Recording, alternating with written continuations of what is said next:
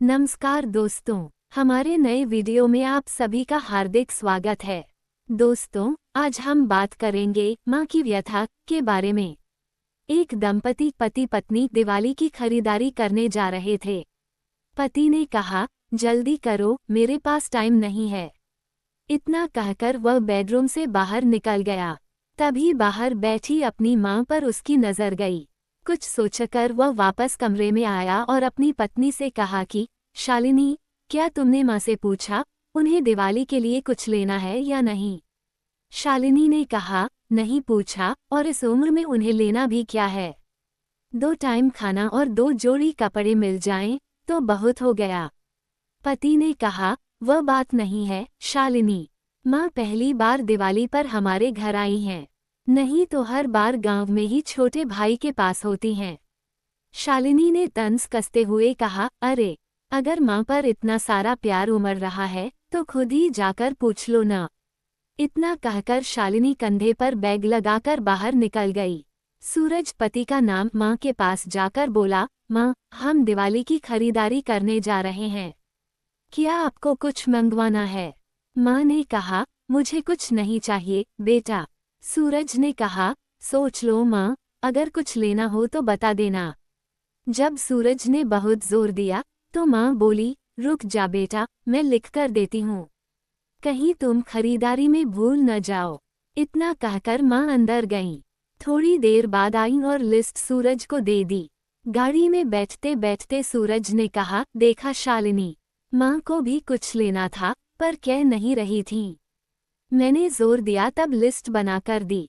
इंसान को रोटी कपड़े के अलावा भी किसी चीज की जरूरत होती है। शालिनी बोली, ठीक है, पहले मैं अपनी हर चीज खरीद लूं, फिर आपकी माँ की लिस्ट देख लीजिएगा। सारी खरीदारी कर लेने के बाद शालिनी ने कहा, मैं गाड़ी में बैठी हूँ, आप अपनी माँ की लिस्ट की खरीदारी करके आइएगा। अरे शालिनी, थोड़ी देर रुको, मुझे भी जल्दी है, माँ की लिस्ट की खरीदारी करके साथ ही चलते हैं। सूरज ने जेब से चिट्ठी निकाली। चिट्ठी देखकर शालिनी बोली, बाप रे, इतनी लंबी लिस्ट, पता नहीं क्या क्या मंगवाया होगा। जरूर उन्होंने गांव में रहने वाले अपने छोटे बेटे के परिवार के लिए ढेर सारा सामान मंगवाया होगा।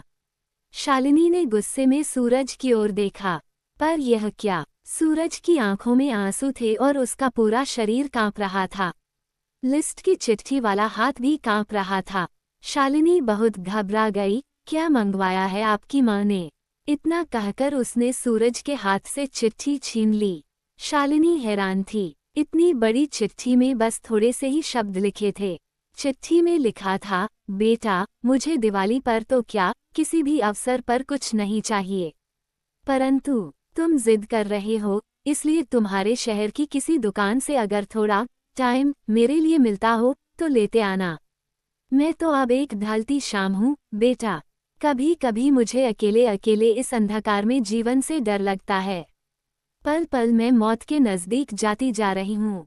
मैं जानती हूँ बेटा, मौत को बदला नहीं जा सकता और न ही पीछे धकेला जा सकता है।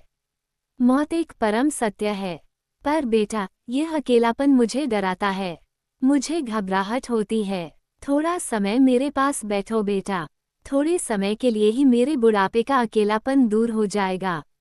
कितने साल हो गए बेटा, मैंने तुम्हें स्पर्श भी नहीं किया है। एक बार आओ बेटा, मेरी गोद में सिर रखकर सो जाओ, मैं तुम्हारे सिर पर ममता भरे हाथ फेरती हूँ। पता नहीं बेटा, मैं अगली दिवाली तक रहूंगी या नहीं। चिट्ठी की आखिरी लाइन पढ़ते पढ़ते शालिनी भी रोने लगी। माँ ऐसी ही होती है दोस्तों।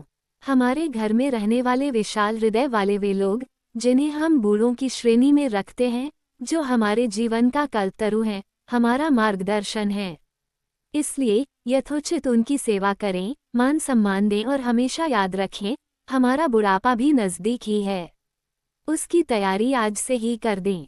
हमारे किए हुए अच्छे बुरे कर्म कभी भी हमारे पास ही वापस आते हैं।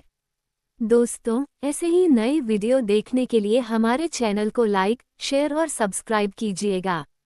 वीडियो सुनने के लिए धन्यवाद। तो दोस्तों, मिलेंगे एक नए वीडियो के साथ, तब तक के लिए अलविदा।